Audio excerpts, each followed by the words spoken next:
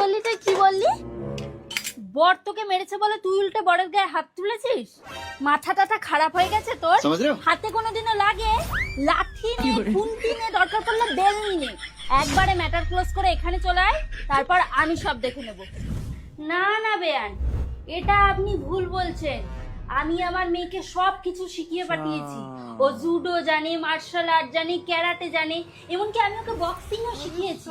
আমি তো এটাই বুঝতে পারছি না ও এগুলো ইউজ করছে না কেন। আপনি ওকে ফোন দিন, ওকে ফোন দিন, আমি জিজ্ঞেস করবো ওর কাছে। হ্যাঁ, ছি, তুই আমার মুখে এভাবে চুনকালি মাখালি?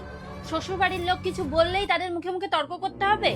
আমি তোকে কতবার বলেছি শ্বশুর বাড়ির লোক যতই কথা শোনাক, যতই গাল দিক, তুই কারোর মুখে মুখে তর্ক করবি না।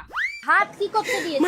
হাত তুলবি আর কানের নিচে একটা বাজাবি, তারপর এখানে চলে আসবি। যা হবে দেখা যাবে।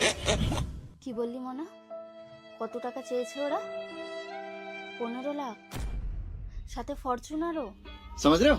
তুই চিন্তা করিস না মা, একদম চিন্তা করিস না। আমি তোর বাবাকে দিয়ে পাঠাচ্ছি ডিভোর্স পেপার।